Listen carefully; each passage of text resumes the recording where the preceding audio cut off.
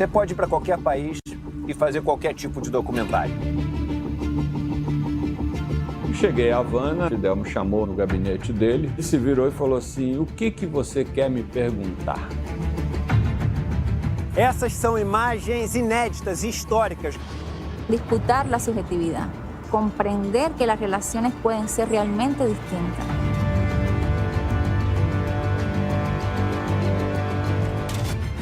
Siempre se habla de los que se van de Cuba, pero no se habla de la mayoría, que son los que se quedan viviendo en Cuba. Porque nosotros tenemos una cultura de la resistencia y de la emancipación, pero hemos generado una cultura de la solidaridad. ¡Patria o muerte! El verdadero revolucionario tiene que tener una gran capacidad para amar, porque si no tienes esa capacidad para amar, tú no puedes entregar tu vida a una causa. Un 30% de las medidas que Estados Unidos impone a Cuba se le impone a cualquier país latinoamericano y no hay gobierno que aguante.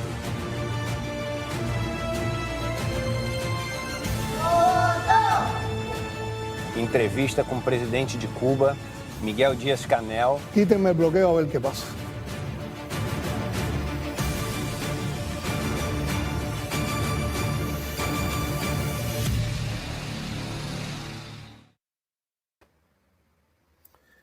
Olá, pessoal, bom dia para vocês. São 7 horas, 1 minutinho, agora 7 horas, 2 minutinhos. Nós estamos começando agora a edição de hoje do Desperta ICL. Eu sou o Fábio Panunzi, vou ficar com vocês aqui até às 8 horas da manhã para apresentar a síntese do noticiário de um dia que promete ser um dia de muita tensão no Brasil. Isso porque ontem dois jornalistas investigativos publicaram nas suas respectivas redes e na Folha de São Paulo um conjunto de dados que pode levar as pessoas a entender que o ministro Alexandre de Moraes, do Supremo Tribunal Federal e também do TSE, manipulou, de alguma forma, os seus assessores para que um tribunal se valesse de outro, para que ele pudesse tomar decisões em benefício de pedidos que ele mesmo fazia, de demandas que ele mesmo fazia. É absolutamente intrincado. E o assunto vai render muito porque é absolutamente polêmico, já há uma articulação da oposição tentando enquadrar Alexandre de Moraes, pedir o impeachment dele, um homem a quem o Brasil deve a solidez da sua democracia, porque se não fosse a coragem desse ministro, o que seria de nós, né, nos dias de hoje, com o ímpeto golpista dos bolsonaristas, com aquilo tudo que aconteceu no 8 de janeiro, enfim. Mas o assunto vai render muita polêmica, porque já há uma mobilização de parte a parte, e por isso hoje nós vamos prestar uma atenção especial a isso aqui no Desperta ICL. Antes de começar, preciso dizer para vocês que você não precisa estar apenas no seu computador ou na sua tablet, porque existem vários canais aqui, através dos quais você pode sintonizar aqui a programação do ICL TV.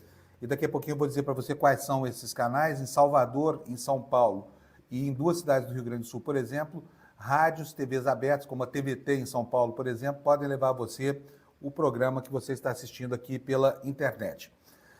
Olha, antes de começar, preciso dizer para você que não assistiu ontem o documentário Vai para Cuba, Eduardo, que foi uma noite muito importante aqui para o ICL, e quero aproveitar para parabenizar o Eduardo, a Ju Baroni, que dirigiu o documentário, Frei Beto, que foi a pessoa que praticamente produziu esse documentário, e toda a equipe que foi com o Eduardo Moreira a Cuba para mostrar para a gente um retrato daquele país muito diferente do que se vê na propaganda oficial. E se você não viu, se você perdeu esse documentário, você precisa assisti-lo. Só que isso agora só é possível para inscritos no ICL. Então você precisa fazer a sua inscrição, assinar o ICL, e está aqui o link para você fazer isso, icl.com.br. Você entra aí, faz sua inscrição, tem duas modalidades de afiliação.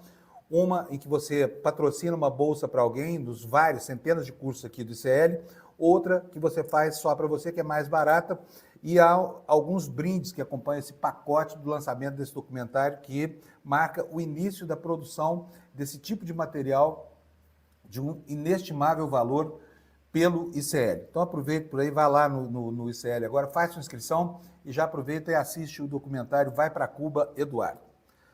Bom, isso posto, vamos começar, gente. O noticiário do dia de hoje está muito quente, movimentação política promete ferver, fazer ferver esse dia de hoje, lá em Brasília. E eu vou logo começar aqui, pedindo para o Jimmy botar na tela a primeira notícia para a gente já entrar no assunto do Alexandre de Moraes. Está aí, olha, matéria da Folha de São Paulo, assinada pelos repórteres Fábio Serapião e Glenn Greenwald, que está despertando toda essa polêmica aí no Brasil. O que diz a reportagem? Moraes usou o TSE fora do rito para investigar bolsonaristas no Supremo, revelam mensagens. É um conjunto de mensagens de 6 terabytes de mensagens de um grupo de WhatsApp em que supostamente Alexandre de Moraes ordenava ao Tribunal Superior Eleitoral que municiasse o Supremo com material probatório contra bolsonaristas que articularam todo o movimento golpista no Brasil. Vou ler para vocês aqui a notícia.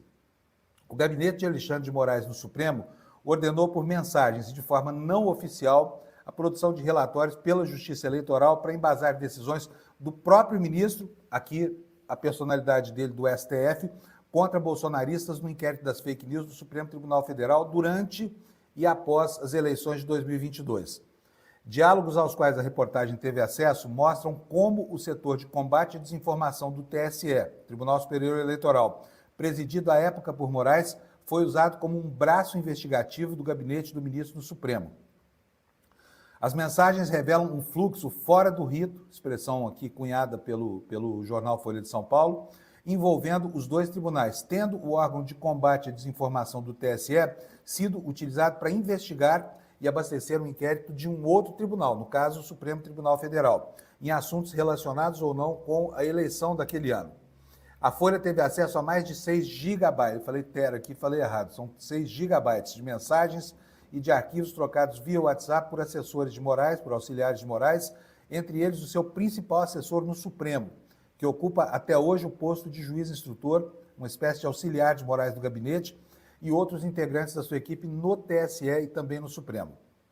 Em alguns momentos das conversas, os assessores relataram uma irritação de Moraes com a demora no atendimento às suas ordens. Aspas. Vocês querem que eu faça o laudo? Consta em uma das reproduções de falas do ministro. Aspas de novo. Ele cismou. Quando ele cisma, é uma tragédia, comentou um dos assessores. Ele está bravo agora, disse outro, né? Ambos falando sobre um quadro aqui que o jornal não descreve com muita exatidão, em que o juiz se irrita com a demora no atendimento lá dos seus pedidos que foram feitos a um e a outro tribunal. Prossegue aqui a reportagem do Fábio Serapião e do Glenn Greenwald. O maior volume de mensagens com pedidos informais, todos no WhatsApp, envolveu o juiz instrutor Ayrton Vieira, o assessor mais próximo de Moraes no Supremo, e Eduardo Talhaferro, perito criminal que à época chefiava um departamento chamado AEED, Assessoria Especial de Enfrentamento à Desinformação no TSE. Talhaferro deixou o cargo no TSE em maio de 2023 porque foi preso por suspeita de violência doméstica contra a esposa em Caieiras, São Paulo. Procurado, o gabinete de Moraes inicialmente não se manifestou. Após a publicação da reportagem em nota, diz que todos os procedimentos foram oficiais, regulares, estão devidamente documentados nos inquéritos e investigações em curso no Supremo, com integral participação da Procuradoria-Geral da República. Talhaferro afirmou que não se manifestará, mas que cumpria todas as ordens que me eram dadas e não me recordo de ter cometido qualquer ilegalidade, disse aqui esse ex-assessor sobre a denúncia da Folha de São Paulo. As mensagens mostram que Ayrton Vieira, do Supremo, pediu informalmente via WhatsApp ao funcionário do TSE relatórios específicos contra aliados de Jair Bolsonaro, e esses documentos eram enviados da Justiça Eleitoral para o inquérito das fake news no Supremo Tribunal Federal.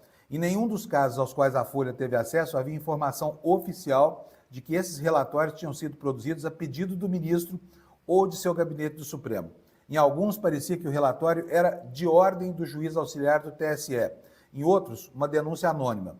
As mensagens abrangem o período que vai de agosto de 2022, já durante a campanha eleitoral, até maio de 2023.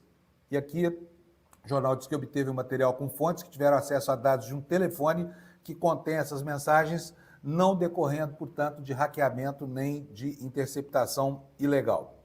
Só que isso que foi colocado ontem, pode tirar, por favor? Obrigado, Jimmy.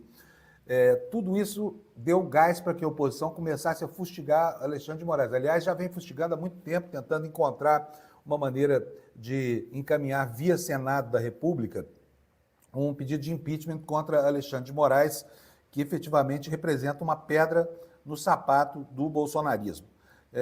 Vou dar sequência aqui ao assunto, porque nós vamos ocupar uma boa parte do programa com esse assunto hoje, né? Jimmy, põe aí para mim, por favor, o compartilhamento da tela. Então tá aí, ó, o próximo assunto é esse aqui, ó.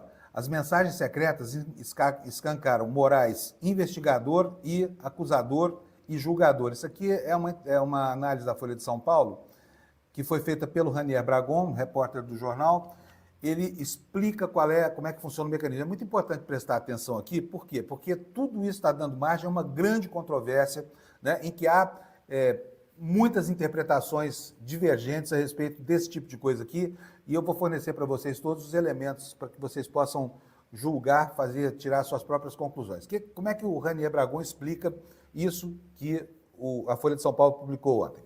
A Folha revelou nesta terça-feira que o gabinete do ministro Alexandre de Moraes se valeu de mensagens privadas no aplicativo WhatsApp para simular a produção de relatórios que mais tarde seriam usados por ele mesmo para embasar ações contra expoentes do bolsonarismo golpista. Nos autos, o órgão de controle de desinformação, esse do TSE, né, levantava de forma espontânea supostas ameaças ao regime democrático e ao processo eleitoral e entregava o resultado nas mãos do juiz para sua decisão imparcial, como se imagina que aconteça no Estado Democrático de Direito. Na prática, supostas ameaças eram forjadas pelo próprio ministro. Fora dos autos, ele ordenava secreta e informalmente a produção de relatórios. Horas depois, tomava, aí sim, nos autos, as medidas restritivas baseadas nos mesmos relatórios que havia encomendado. Trata-se de um ofício encaminhado pela Assessoria Especial de Desinformação do Núcleo de Inteligência do Tribunal Superior Eleitoral, escreveu Moraes, por exemplo, em uma das suas decisões. Essas mensagens reveladas por Serapião e Greenwald, porém, mostram que se tratava de outra coisa. É como se Moraes escrevesse, baseado em evidências escolhidas por mim mesmo, e por mim mesmo já recriminadas, de imediato, decido. E aí vinha a decisão. Então é dessa forma que o jornal explica esse movimento todo. Jim, pode tirar o compartilhamento para mim, por favor? E eu repito aqui, o assunto é extremamente intrincado e merece uma análise detida, porque a confusão vai ser grande. Não interessa o que um lado e o outro pensem, vai haver uma grande especulação política durante todo o dia de hoje, com a oposição já começando a preparar o seu material para municiar esse pedido de impeachment, que certamente virá. Resta saber se virá com que força, né? E eu vou reproduzir aqui para vocês agora um dos principais elementos, né, que levariam ao entendimento de que Alexandre de Moraes realmente se valeu de maneira dissimulada de um tribunal para poder enfim, tomar decisões no âmbito de outros processos em outro tribunal. Quer dizer, se valia do TSE para tomar decisões em processos do Supremo Tribunal Federal. Eu vou colocar aqui para vocês agora um áudio que a Folha de São Paulo publicou, e esse áudio traz algumas mensagens, né, são mensagens de áudio que mostram mais ou menos como é que a coisa funcionava. Eu vou pedir para o Jimmy colocar para a gente. Jimmy, por favor, coloca o áudio. Essa reprodução que vocês vão ouvir agora é do Ayrton, o assessor do Moraes no TSE, instruindo o talha-ferro no Tribunal Superior Eleitoral. Por favor, coloca o áudio para a gente, Jimmy.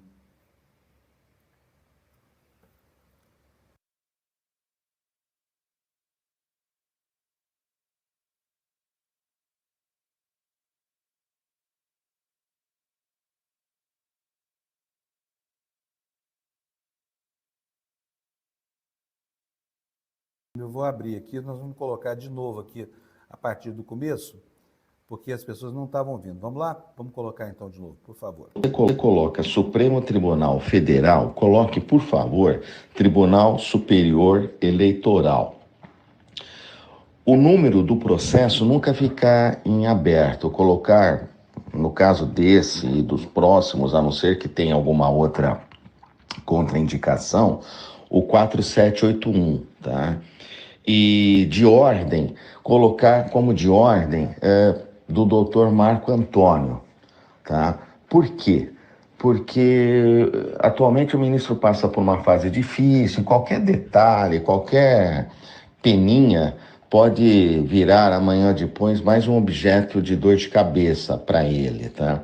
Então, ficaria para todos os fins, que é de ordem dele, do Dr. Marco, que ele manda enviar, né? É para a gente, aí é tudo bem. Ninguém vai poder questionar nada, etc. Falar, mas de onde que surgiu isso? Caiu do céu? A pedido de quem? E etc, né? E colocar em cima, repito, o Tribunal Superior Eleitoral, processo como nesse aqui já que você mandou, por favor, 4781, e de ordem do Dr. Marco Antônio Martim Vargas, juiz, eu não sei qual é o cargo que ele tem no TSE, né? Mas, enfim, juiz auxiliar, ou juiz, enfim, né? Do Tribunal Superior, da Presidência, enfim. Em um primeiro momento, eu até pensei em colocar meu nome de ordem do juiz, do Ayrton Vieira, etc, etc.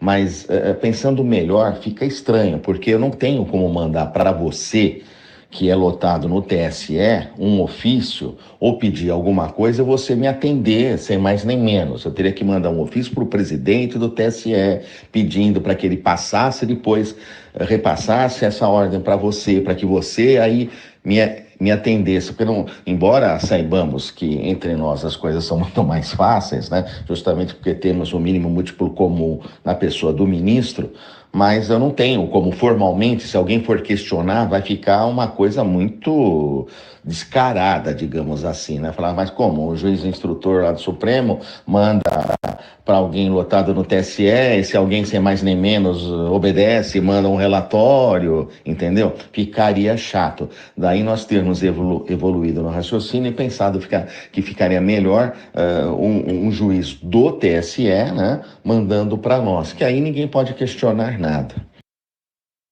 Pois é. Esse é o termo do áudio, está dando uma confusão dos diabos. E, enfim, os juristas do Brasil, as fontes no campo do direito que a gente consulta estão bastante divididos com relação a isso aí. Quero só lembrar o seguinte, esse material que o Glenn trouxe agora, aliás, o Glenn é um jornalista que há muito tempo vem publicando aí matérias que escancaram uma posição muito parecida com a do Partido Republicano, a da extrema-direita americana, em relação às coisas que acontecem no Brasil. Ele acha que isso aqui é uma ditadura, que o Alexandre de Moraes é um censor, mas dessa vez ele conseguiu prover para a oposição ao Alexandre de Moraes elementos que vão levar a um quadro político muito complicado, que é o que se prevê por aí, né? Mas tem a defesa do tribunal. Enquanto muita gente vê isso com uma certa gravidade, outros acham que isso aí é fogo de palha, que isso não significa absolutamente nada. Por favor, coloca para a gente o compartilhamento na tela, por favor, o Dimir. Eu vou ler para vocês aqui o que foi que o ministro Alexandre de Moraes disse sobre isso. Ele está aí na manchete do Estado de São Paulo. Moraes diz que o TSE tem poder de polícia e que os relatórios solicitados foram oficiais e regulares. O gabinete do ministro divulgou uma nota depois da reportagem da Folha de São Paulo revelar que ele pediu a produção de documentos sobre bolsonaristas por canais informais ao setor de combate à desinformação do Tribunal Superior Eleitoral. A reportagem do Estadão diz o seguinte: o ministro Alexandre de Moraes do Supremo disse nesta terça-feira que todas as investigações conduzidas por ele seguiram as normas previstas em lei. Aspas, todos os procedimentos foram oficiais, regulares, estão devidamente documentados nos inquéritos e investigações em curso no Supremo Tribunal Federal, com integral participação da Procuradoria-Geral da República, diz o ministro num comunicado distribuído ontem. Moraes divulgou a nota por meio do seu gabinete depois que a Folha publicou os áudios e as mensagens trocadas pelo ministro ou por seus auxiliares. Os diálogos mostram que, enquanto presidiu o Tribunal Superior Eleitoral, o ministro usou o setor de combate à desinformação da Corte para produzir relatórios usados nos inquéritos das fake news e das milícias digitais. As duas investigações, a das milícias e a das fake news, tramitam no Supremo e não no Tribunal Superior Eleitoral. Os inquéritos fecharam cerco contra o ex-presidente Bolsonaro e contra aliados. Aqui nós estamos falando de Felipe Martins, nós estamos falando, enfim, de Paulo Figueiredo, essa caterva que tentou organizar o golpe de Estado do Brasil. Tá? E é preciso fazer aqui, antes de dar sequência ao assunto, uma observação. Qual é essa observação? Deixa eu ver aqui, já preparar aqui a próxima matéria. A observação é a seguinte: vocês se lembram que toda a imprensa é uma imprensa que se engajou nas campanhas da Operação Lava Jato, né? É a imprensa lavajatista. Então, a visão do jornal Folha de São Paulo sobre esse processo é a mesma do passado, o que não significa que esse episódio não vá ganhar uma repercussão à altura da gravidade que ele suscita, porque a crise já está armada e é por isso, e é disso que nós vamos tratar a partir de agora aqui. A oposição já está articulando lá em Brasília, e ontem houve manifestações furiosas lá na tribuna do Senado e da Câmara de pessoas pedindo a instauração imediata de um processo de impeachment e afirmando que agora Alexandre de Moraes cai, né? Estão assanhados aí. Ontem, Marcel Van Hatten, por exemplo, foi à tribuna para xingar de criminoso, de ditador, o ministro do Supremo, e é exatamente disso que nós vamos tratar agora. Olha só, uma análise dentro da estrutura lá do UOL e da Folha de São Paulo, do Thales Faria, que é um jornalista muito bem informado. E vou parar aqui o vídeo, porque senão a gente vai ficar escutando aqui um áudio que não é o áudio que eu quero mostrar. Jim, põe na tela para mim, por favor. Tá aí, olha. Moraes terá de enfrentar impeachment por abuso de poder e desvio de função. Essa aqui é a opinião, sabe de quem? Do ex-juiz Walter Mairovich. Vamos ver o que ele falou aqui? O doutor Walter vem chamando a atenção há muito tempo porque ele considera uma exacerbação no uso das ferramentas judiciais por parte do ministro Alexandre de Moraes. Então, a opinião dele já vem crescendo no sentido de apontar falhas na condução dessas investigações. Há algum tempo ele já fala sobre essa possibilidade de impeachment e hoje ele reafirma a sua posição nesse posicionamento que ele manifestou ao jornal Folha de São Paulo. Ele diz o seguinte: existem limites para tudo, uma medida para cada coisa. Vale tudo? Jamais. Coube ao poeta romano Horásio, morto no ano 8 a.C., lembrar desses limites e cunhar a imortal locução latina est modus in rebus. No campo do nosso Estado de Direito e referentemente aos ministros do Supremo Tribunal Federal, isso significa atuar no campo de competência e atribuição sem abusos e sem desvio de função. Não se pode também confundir prova emprestada e transformar estruturas do Judiciário e Delegacia de Polícia para perseguir pessoas e preparar relatórios. Segundo a reportagem da Folha de São Paulo, da lavra dos jornalistas Serapião e Greenwald, ambos de nomeada, o ministro Alexandre de Moraes do Supremo e já presidente do Tribunal Superior Eleitoral ordenou aos seus assessores a realização de investigações para serem juntadas ao inquérito das fake news, e isso a fim de embasar decisões judiciais de Moraes contra bolsonaristas. Como no sistema processual penal de legítima admissão das chamadas provas emprestadas, criou-se, no caso, um arremedo ilegal de modo ao setor do Tribunal Superior Eleitoral, denominado combate à desinformação, enviar peças e relatos para Moraes agir contra pessoas certas sem a provocação do Ministério Público. A matéria, com casos concretos sendo citados, mostrou o emprego de 3 componentes que não combinam com a administração da justiça: perseguição, abuso de poder e desvio de função. Moraes não requisitou investigações ou diligências da Polícia Federal em função de polícia judiciária. Viu crimes e agiu por conta própria, como um xerife com poderes ilimitados. Moraes, segundo a reportagem, comandou as investigações e escolheu seus alvos. Em síntese, Moraes transformou seu gabinete e o mencionado setor do TSE numa espécie de delegacia de polícia, e ele reclamava da demora. Vocês querem que eu faça tudo? Seu corpo de assessores não resiste às ilegalidades. Ele cismou. Quando ele cisma, é uma tragédia, diz aqui o ex-juiz Walter Mairovich. Acontece que esta opinião, pode tirar, por favor, Jim?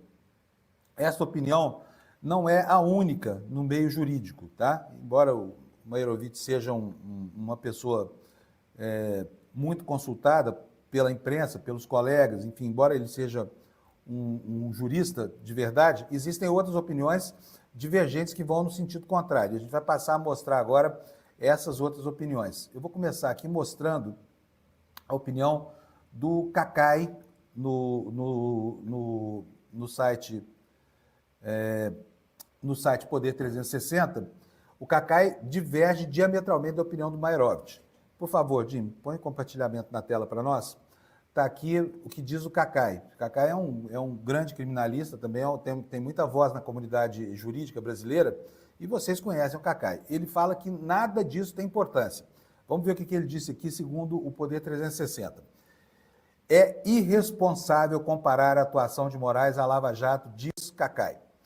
O advogado criminalista e articulista do Poder 360, Antônio Carlos de Almeida Castro, conhecido como Cacai, disse nesta terça-feira que comparar a atuação do ministro do Supremo Tribunal Federal, Alexandre de Moraes, a de integrantes da Operação Lava Jato, é uma infelicidade e de uma irresponsabilidade enorme. O advogado se refere à reportagem da Folha de São Paulo, que mostrou que Moraes teria pedido de forma não oficial que a Justiça Eleitoral elaborasse relatórios para embasar suas decisões no inquérito das fake news contra aliados do ex-presidente Jair Bolsonaro em 2022. As mensagens e arquivos foram trocados entre Moraes, auxiliares e integrantes da equipe pelo WhatsApp, como o juiz e assessor do ministro Ayrton Vieira, que é o principal assessor do ministro Alexandre de Moraes, e o perito criminal Eduardo Talhaferro, a quem a gente já se referiu aqui nesta edição, que estava no TSE até ser preso por violência doméstica contra a mulher. Os registros revelam que o gabinete do ministro pediu pelo menos 20 vezes a produção de relatórios de forma não oficial, de maneira informal. Segundo Cacai, é o normal do dia a dia orientações de ministros a assessores. É o mínimo que se espera e é absolutamente normal que o ministro dê a linha do que tem que ser julgado. Ele é o ministro. Eu não tenho nenhum tipo de preocupação. Seguramente o ministro Alexandre de Moraes é um homem extremamente rigoroso. Fazer uma comparação de questões absolutamente desiguais é má fé, afirmou Cacai. Um dos jornalistas que assinam a reportagem é o norte-americano Glenn Greenwald, o mesmo que esteve na apuração da chamada Vaza Jato, que revelou os métodos considerados impróprios ou ilegais que resultaram no encerramento da Operação Lava Jato. Os casos aos quais o jornal teve acesso não continham informação oficial de que a produção do relatório foi feita a pedido do ministro ou de seu gabinete, mas sim por um juiz auxiliar do TSE ou por denúncias anônimas. Esses documentos, então, eram usados para embasar medidas criminais contra bolsonaristas. Essa é a síntese do pensamento do Cacai, e eu aqui, que não sou jurista, que não sou advogado, tendo a concordar com ele. Afinal de contas, parece um detalhe, né? que esse procedimento tenha sido feito de maneira informal para que um tribunal fornecesse material para que o outro pudesse embasar ações importantes em defesa da democracia do país. E a gente não pode perder de vista essa perspectiva, né? De que se a nossa democracia resistiu, se as instituições resistiram, isso aconteceu muito em função da ação determinada do ministro Alexandre de Moraes, né? A gente deve a ele essa história toda. Agora, o site da revista Fórum, acho que foi o que tratou na manchete de maneira mais adequada isso que aconteceu. Vou mostrar para vocês aqui como é que a revista Fórum colocou o problema aqui para os seus leitores, e eu acho que vocês vão concordar, vocês tendem a concordar com isso. Olha, primeiro, o jurista Lênio Streck, vocês conhecem muito bem, está dizendo aqui que Moraes, na revista Fórum, não começou a ter irregularidades, que é muito barulho por nada, diz aqui o Lênio Streck. Vou ler para vocês a reportagem da Fórum. A reportagem publicada pela Folha nesta terça-feira afirma que o ministro Alexandre de Moraes usou o TSE fora dos ritos para investigar bolsonaristas. À Fórum, o advogado e jurista Lênio Streck afirmou que Moraes não cometeu irregularidades e destacou que o Tribunal Superior Eleitoral tem poder de polícia, afirmando que há muito barulho por nada em matéria do jornal Paulista, né? Diz aqui Lênio Streck, nada houve de irregular. O presidente do TSE tem poder de polícia, tem poder de investigação.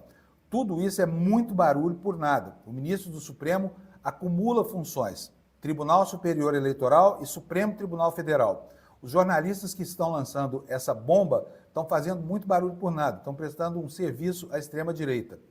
E aí, aqui está a manchete que eu falei da revista Fórum. Olha, a Folha descobriu que o Alexandre de Moraes do TSE é o mesmo do Supremo Tribunal Federal. A Folha de São Paulo publicou no fim da tarde dessa terça matéria, patati patatá, e aí ela fala, olha, na verdade é o mesmo ministro, embora sejam processos diferentes. Por que ele não poderia pedir ao TSE que ajudasse a instruir uma ação do Supremo Tribunal Federal, não é verdade?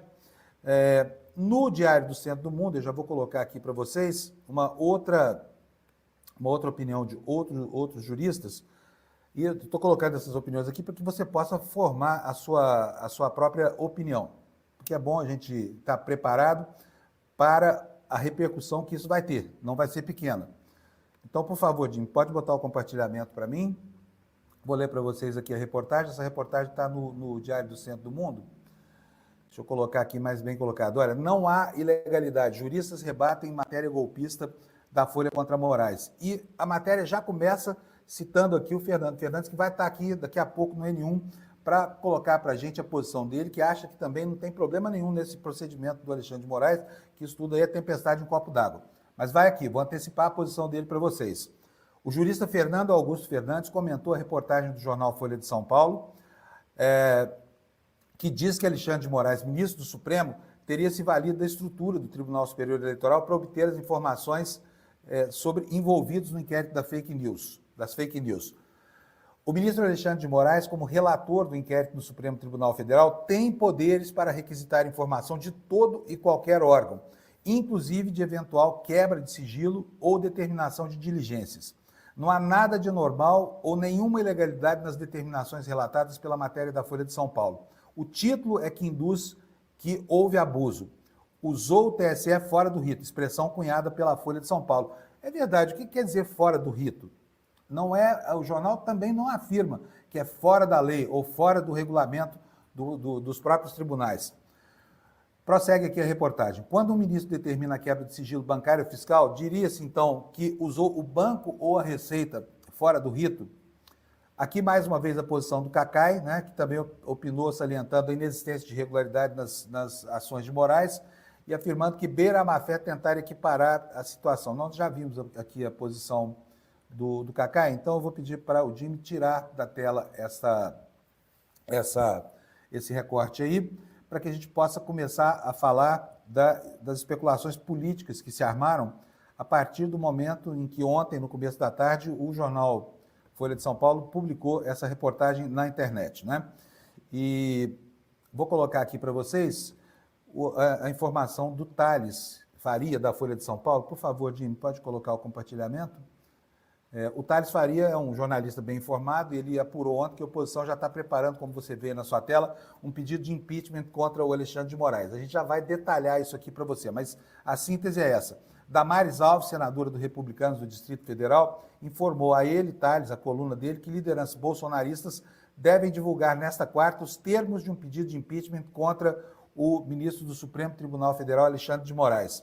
O texto ainda está sendo redigido, mas a ideia é embasar o processo na reportagem nesta terça-feira da Folha de São Paulo, que revelou que Moraes, quando presidente do TSE, usou recursos do Supremo ou vice-versa, né, para a produção de um relatório visando embasar suas decisões contra bolsonaristas no inquérito das fake news. Diálogos aos quais a Folha teve acesso mostram como o setor de combate à desinformação do TSE foi usado, na época, como um braço investigativo do gabinete do presidente do TSE, ou seja, um fluxo que seria irregular de informações entre os tribunais. Segundo Damares Alves, os bolsonaristas pretendem realizar uma entrevista coletiva de imprensa às 16 horas de hoje para divulgar os termos do documento que vai ser apresentado à mesa do Senado e que cabe aos senadores decidir sobre pedidos de impeachment contra o ministro do Supremo. A princípio já está marcado o anúncio, só não ocorrerá se ele pedir um afastamento do cargo, imagina. Quer dizer, para que não se peça o impeachment de Alexandre de Moraes, ele teria que se afastar, ele teria que se auto-impedir, o que é um absurdo completo. No plenário, o senador Flávio Bolsonaro cobrou providências do Congresso contra o que chamou de atitude completamente irregular do ministro, segundo ele, capaz de ter alterado o resultado do pleito. Moraes não agiu com esse... E aí começa, né, gente, a choradeira toda de novo sobre essa história da... Pode tirar, Jimmy, o compartilhamento? Sobre essa história de que o processo eleitoral brasileiro foi maculado, enfim, que Moraes seria um terrível comunista, abrigado ali na justiça brasileira para desmoralizar as instituições democráticas da extrema-direita brasileira, é uma bobajada impressionante. Mas, enfim, estão dados os elementos para essa grande crise que se arma sobre o ministro. E já vou colocar para vocês aqui mais um compartilhamento com outras repercussões da direita brasileira que parece estar eufórica com isso tudo que está acontecendo, né, com vários pronunciamentos, já tem próceres da extrema-direita lá no Senado, inclusive usando a sua tribuna para falar desse processo de impeachment e tudo mais. Na tela, por favor, Jimmy, o compartilhamento. Vocês vão ver aí, na agência Senado, o senador Girão conclamando parlamentares a assinar um pedido coletivo de impeachment do Alexandre de Moraes. O que diz a reportagem da agência Senado? O senador Eduardo Girão, do Partido Novo do Ceará, afirmou em pronunciamento nesta terça que um grupo de senadores e deputados está fazendo um pedido de impeachment coletivo do ministro Alexandre de Moraes do Supremo Tribunal Federal. O parlamentar destacou que o documento, com mais de 20 páginas, lista ilegalidades que teriam sido cometidas pelo ministro. Segundo o Girão, as assinaturas serão colhidas até o dia 7 de setembro. Portanto, eles têm pressa, né? Claro, para não perder essa onda de clamor aí suscitada à direita, para consolidar o seu movimento de impeachment aqui contra esse ministro tão importante. O ministro tem sistematicamente ferido pelo menos 4 artigos da Lei 1079 de 1950 que regulamentam o processo de impeachment. São eles o 2º, o 39º, o 41º e o 80º, ao violar o sistema acusatório do devido processo legal e do Estado Democrático de Direito. O ministro Moraes fere também frontalmente 2 outros artigos da Lei 13.869 de 2019 sobre crimes de abuso de autoridade, além do Código Penal, no artigo 319, isso que, enfim, cita aqui o Girão, quase que praticamente todo o Código Penal e mais os regulamentos lá dos tribunais para justificar a sua posição, que, aliás, já é conhecida há muito tempo, que não há novidade nenhuma no fato de que Girão tem feito campanhas sucessivas contra Alexandre de Moraes para tentar desmoralizar as acusações contra o seu grupo lá, já que ele é um dos bolsonaristas de primeira linha, não é verdade? Vamos continuar aqui dando sequência a reprodução dessas reações, e é preciso dizer que o assunto chegou ao X, ao antigo Twitter, e o X também hoje trazendo aí mais novidades na sua campanha permanente contra a democracia brasileira. Olha só, o X publicou ontem uma ordem de Moraes à plataforma sobre o bloqueio de contas criminosas. Então está aqui, olha, nesta terça-feira, e aqui nós estamos vendo o DCM, né, o Diário do Centro do Mundo. Nesta terça-feira, o ministro Alexandre de Moraes do Supremo Tribunal Federal determinou o bloqueio de 8 contas da plataforma X, antigo Twitter, incluindo a do senador Marcos Duval, do Podemos. Gente, Marcos Duval, vocês sabem quem é esse sujeito, né? Além do bloqueio, o magistrado ordenou que a rede social remova os sigilos telemáticos e forneça registros detalhados de acessos a postagens de usuários desde março de 2024 até agosto de 2024. O Supremo classificou a informação como sigilosa e urgente. Mandou lá para o brinquedo do Elon Musk, né? Apesar disso, a decisão foi divulgada pelo X, que justificou isso usando o argumento da transparência. Abre aspas. Acreditamos que o povo brasileiro merece saber o que está sendo solicitado a nós, informou a rede social em seu perfil corporativo. Vou mostrar para vocês aqui também a tweetada do Elon Musk, literalmente, pagando pau para a justiça brasileira mais uma vez. Olha, é inacreditável a maneira como essa extrema-direita se articula, né, em nível planetário para tentar desmoralizar as instituições que são a garantia de que a democracia brasileira não vai morrer, como pode morrer, inclusive a própria democracia americana. Vamos ver aqui a tweetada do Elon Musk sobre essas ordens de bloqueio. O Jimmy já pode colocar, já está na tela aí, né? Beleza. Então vamos lá. O que diz esse Twitter? Eu já traduzi. Ele diz o seguinte, o próprio Musk, tá? Musk de próprio punho. Esta plataforma está sendo solicitada a censurar conteúdo no Brasil, onde as exigências de censura exigem que violemos a lei brasileira. E isso não está certo. Diz aqui o Elon Musk que agora ataca de ministro togado, de ministro de corte superior aqui, de ministro de corte constitucional. E aí ele expõe os ofícios, como você está vendo aqui nessa parte de baixo desse Twitter, dizendo o seguinte, olha, esse ofício exige a censura de contas populares no Brasil, incluindo um pastor, um atual parlamentar e a esposa de um ex-parlamentar. Acreditamos que o povo brasileiro merece saber o que está sendo solicitado a nós. E aí continua aqui, enfim, a repercussão. O Eduardo Bolsonaro está no alto da repercussão aqui no tweet, na tweetada do Elon Musk, está dizendo assim, grande oportunidade para que o Congresso dos Estados Unidos possam trazer mais luz à verdade, né? Nós não somos censores, ao contrário, nós somos vítimas dessa ditadura bizarra, dos abusos de poder no Brasil, e segue por aí. Enfim, o assunto chegou então, não necessariamente o assunto que está sendo discutido hoje no Brasil, mas enfim, a repercussão colateral, e está se armando aí uma campanha, uma tempestade brava contra o Alexandre de Moraes. Vou prosseguir aqui com a repercussão disso. Nós temos outras posições, mas eu preciso falar de outros assuntos aqui, porque ontem em Brasília o dia foi muito quente, né? Com as ameaças e as chantagens do Centrão,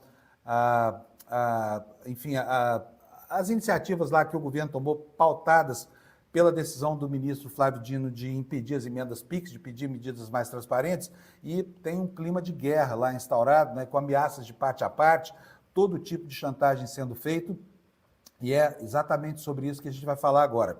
O Lira quer porque quer de volta essas emendas, ele sabe muito bem o valor que elas têm e sabe o tipo de benefício que isso pode trazer aos parlamentares brasileiros, principalmente em ano eleitoral, porque muitos deputados, até alguns senadores, são candidatos a prefeituras no interior do país, e quando não são candidatos, eles são cabos eleitorais qualificados, né, dos seus apaniguados políticos. E essas emendas são muito importantes para alimentar essa teia de relações políticas impróprias, baseada sempre no fisiologismo e na formação de bolsos de clientela, né? Então, por favor, Jimmy, põe na tela para a gente aí.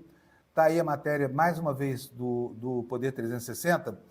Lira critica limitar emendas PIX. Prerrogativa do Congresso, diz ele. O presidente da Câmara critica a decisão do Supremo e diz que, sem aval do Congresso, mudanças no orçamento não têm validade constitucional. Agora inverteu-se aqui o papel, porque é o Supremo supostamente legislando, como veem os parlamentares fisiológicos, e, ao mesmo tempo, você tem o Lira na condição de julgador da legalidade de atos do Supremo Federal. Não te parece uma completa inversão, um completo paradoxo?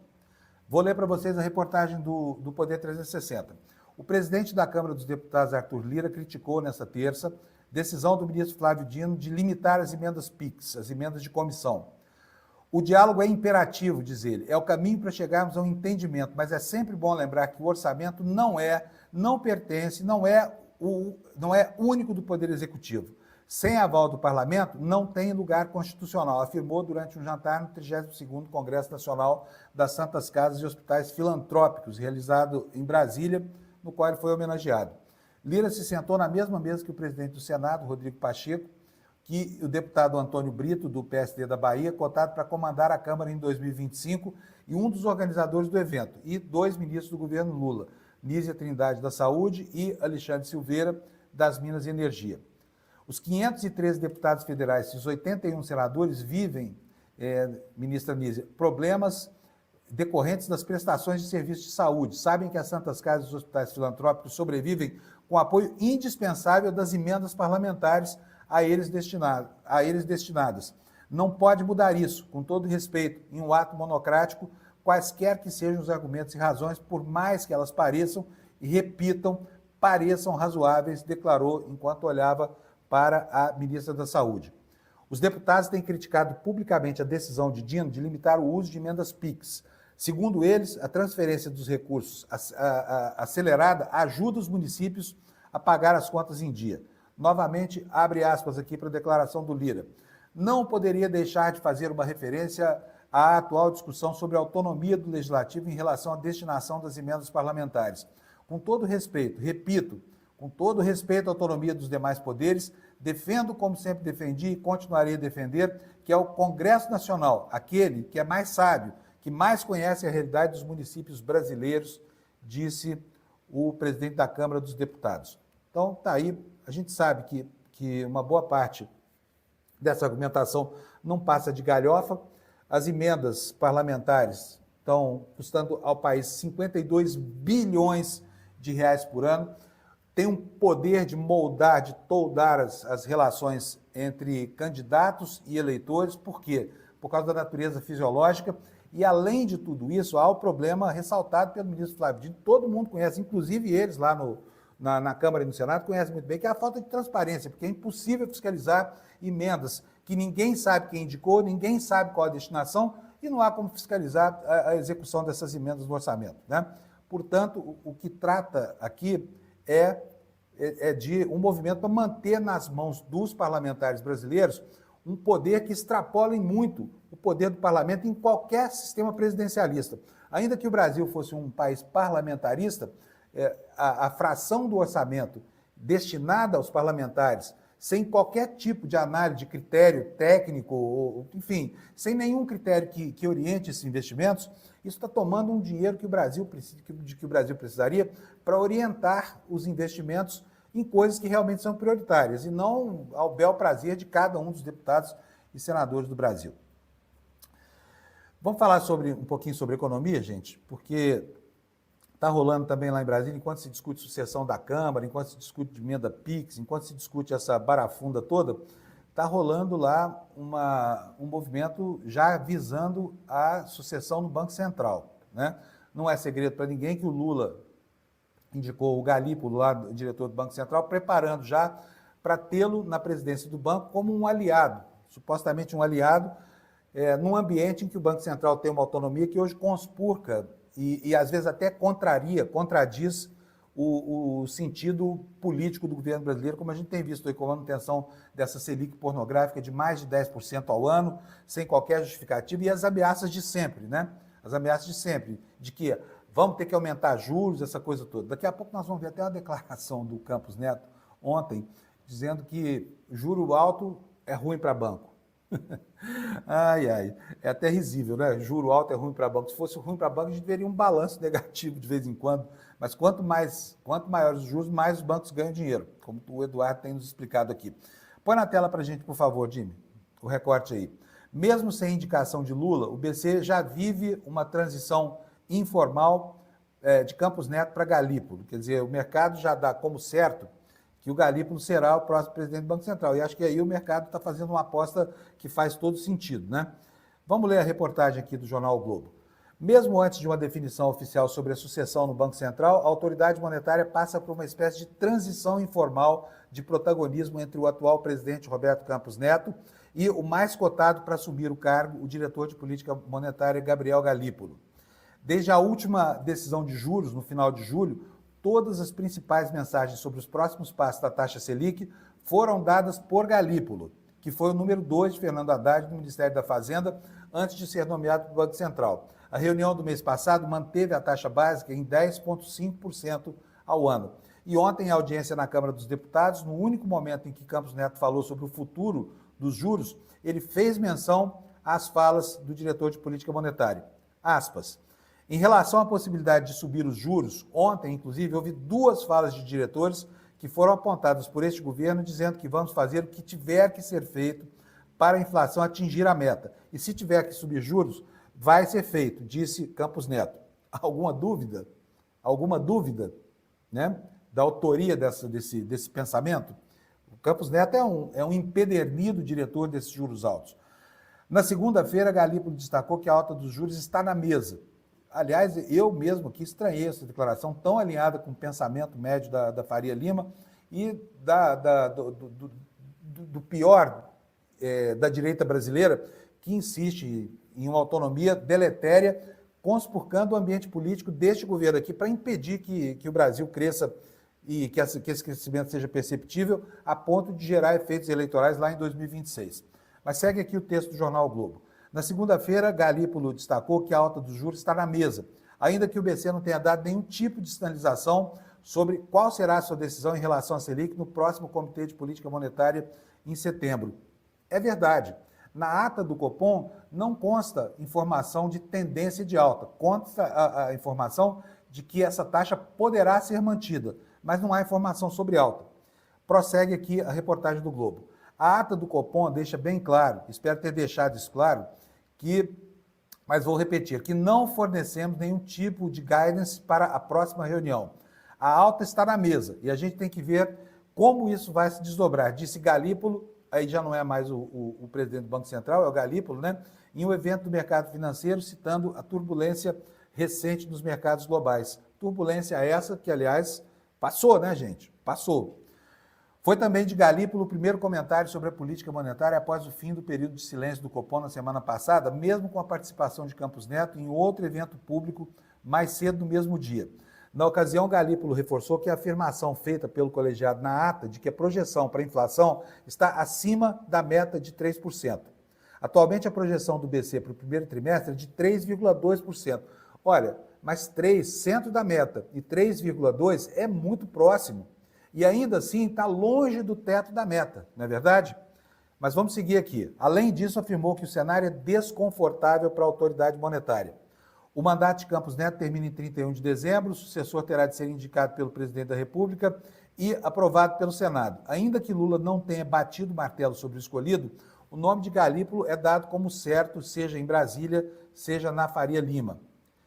E aqui um intertítulo na matéria do Globo dizendo que a decisão sairá nas próximas semanas, segundo o ministro Haddad. O ministro Fernando Haddad afirmou ontem que a decisão sobre o próximo presidente do Banco Central entrou no radar do presidente Lula e que a divulgação do nome deve ocorrer nas próximas semanas. A data vai depender de uma conversa que Lula vai ter sobre o assunto com o presidente do Senado, Rodrigo Pacheco. O governo quer aprovar o nome em algum esforço concentrado do Congresso antes das eleições municipais de outubro. O próprio Campos Neto já defendeu algumas vezes que seria positivo que a indicação do seu substituto ocorresse alguns meses antes do fim do seu mandato, para que a passagem de bastão seja feita de uma forma organizada. E é o que parece estar acontecendo desde o Copom de julho, porque o Galípolo foi o porta-voz das últimas duas decisões. A equipe econômica vem argumentando com o presidente Lula que é importante indicar o quanto antes o sucessor de Campos Neto para tirar da frente uma incerteza, em um momento em que o mundo está ficando cada vez mais imprevisível. Olha, agora, vou mostrar para vocês aqui uma declaração que me parece um completo paradoxo. Julgue aí você o que quiser. Vamos ver aqui mais uma vez o Campos Neto falando sobre juros. Gente, é algo que assim, logo de manhã já chega a dar enjoo de estômago na gente, logo cedinho. Põe na tela, Jimmy, por favor. A declaração dele aí, olha, tá aí, ó. Não é verdade que juro alto é bom para banco, diz Campos Neto. Para quem será que é bom o juro alto então, hein? Será que é só para o presidente do BC? Vou ler para vocês aqui a reportagem do Valor Econômico. O presidente do Banco Central, Roberto Campos Neto, afirmou que a taxa Selic alta, ao contrário do que se acredita, não é boa para os bancos, porque provoca uma retração no crédito, que atualmente é o principal negócio do sistema financeiro. A Selic alta não é boa para o sistema bancário. No passado, talvez isso fosse verdade em algum momento. E aí a gente observa, vou fazer esse comentário depois, mas você observa bem como os bancos usam sempre em seu benefício coisas que são absolutamente deletérias para o crescimento do país e principalmente para essa tentativa de se fazer com que se reduzam as diferenças, né, entre a parcela mais rica e mais pobre da população, a destinação daquilo que é feito para os setores mais abastados e para os menos favorecidos. Mas vamos tocar aqui. No passado, talvez isso fosse verdade. Em algum momento, diz o Campos Neto. Mas hoje em dia, como a carteira de crédito vale muito mais do que a carteira própria dos bancos, quando os juros sobem muito, a inadimplência sobe. Então você perde muito mais no crédito do que ganha em carteira própria, disse o Campos Neto. Segundo o presidente do Banco Central, juros altos hoje são ruins para os bancos. Muito ruins. Podem ver aí que os balanços estão todos negativos, não é verdade? Vocês já viram o banco dar prejuízo no Brasil? Aspas. O banco vive hoje de uma carteira de crédito que precisa ter securitização, precisa ter giro. E quando os juros são altos, isso não acontece, comentou em audiência pública nas comissões de desenvolvimento econômico e de finanças e tributação na Câmara dos Deputados. Apesar disso, Campos Neto destacou que os bancos do Brasil estão saudáveis, com índices de liquidez e de capitalização até maiores do que a média se comparados a outros países. Ele reconheceu que a taxa de juros do Brasil é alta, mas atribuiu isso ao alto valor da dívida pública brasileira, destacando que momentos de credibilidade fiscal foram períodos que, historicamente, no país fizeram os juros caírem mais. Então está aqui a palavra do Campos Neto sobre a questão dos juros do Brasil. Ele que outro dia falou que pleno emprego no Brasil e o aumento da renda das famílias poderiam sim gerar um aumento de juros, porque isso geraria uma inflação de demanda. Estão faltando aqui 2 minutinhos. Vou tirar da tela esse compartilhamento, já vou colocar outro aqui para vocês, porque a gente precisa falar um pouquinho sobre a posição do governo brasileiro em relação à questão da Venezuela. Então, vou compartilhar aqui rapidamente, porque a nossa live de hoje já está acabando. Houve uma sugestão do ministro Celso Amorim, Jim, se quiser colocar na tela, eu agradeço. Uma sugestão do ministro Celso Amorim sobre a possibilidade de novas eleições na Venezuela. E essa sugestão do Amorim, mesmo que ele tenha ressaltado que essa posição não correspondia à posição do governo brasileiro, acabou criando frisson lá em Brasília também. Eu vou ler rapidinho para vocês aqui, dizendo o seguinte: uma nova eleição na Venezuela, que seria uma espécie de segundo turno do pleito de 28 de julho, poderia ajudar na solução da crise pela qual passa o país vizinho. Sugestão levada ao presidente Inácio Lula da Silva, em caráter informal, pelo assessor de Relações Internacionais, Celso Amorim. Ao Valor Econômico, Amorim disse que a ideia embrionária não foi discutida ainda com Colômbia nem com México, países que, junto com o Brasil, discutem a abertura de diálogo entre o candidato e a oposição. Amorim afirmou também que levou a sugestão a Lula após ouvir outros atores internacionais, defendeu que a União Europeia suspenda as sanções em vigor e envie observadores para essa nova eleição. Lula avalia que Maduro deveria chamar um novo pleito, diz aqui a matéria do jornal O Globo. O presidente Lula chegou a verbalizar na reunião ministerial na última quinta-feira que Maduro deveria ter tido ele próprio a iniciativa de chamar uma nova eleição no país, segundo pessoas presentes no encontro. Embora afirmem que o assunto não é discutido formalmente dentro do governo, auxiliares de Lula admitem que um novo pleito poderia ser, então, a solução. Está acabando a nossa live. O centro desse raciocínio é bem interessante, porque ele fala, olha, já que todo mundo na Venezuela afirma que ganhou essa eleição, que se faça outra, porque quem ganhou não teme o resultado. Será que isso cola na atual realidade lá da Venezuela? Será que há espaço para esse tipo de iniciativa? Vamos ver. O fato é que até agora as atas não apareceram e que esses questionamentos têm um bocado de legitimidade, né? Vamos aguardar o desdobramento disso aqui, vamos ver até que ponto a interlocução desses 3 países, Colômbia, México e Brasil, pode levar, né, ao encaminhamento de uma solução para aquela crise que passou da hora de acabar. Gente, é isso aí. Terminamos. Repito aqui para vocês, assistam o documentário Vai para Cuba, Eduardo, filiem-se ao ICL, ajudem outras pessoas a fazerem uso desse acervo magnífico de curso do ICL e aproveite para estimular essa nova fase de produção de documentários de grande porte, documentários que não fazem feio diante de qualquer outro tipo de produção feita por streamadores da internet, e aproveite bastante, tá bom? Bom dia para vocês, a gente se encontra aqui amanhã às 7 da manhã. Bye, bye. Entre a utopia e o inferno, essa é a situação de um país que desperta tantas paixões, amado por tantos, odiado por outros. Estamos falando de Cuba. O ICL, Instituto Conhecimento Liberta, tem o prazer de lançar o seu primeiro documentário internacional, uma superprodução. Vai para Cuba, Eduardo! Dos mesmos montadores de Lei da Selva e Tropa de Elite 2, do mesmo roteirista brasileiro que concorreu ao Oscar, um filme que vai ficar marcado para sempre na sua cabeça.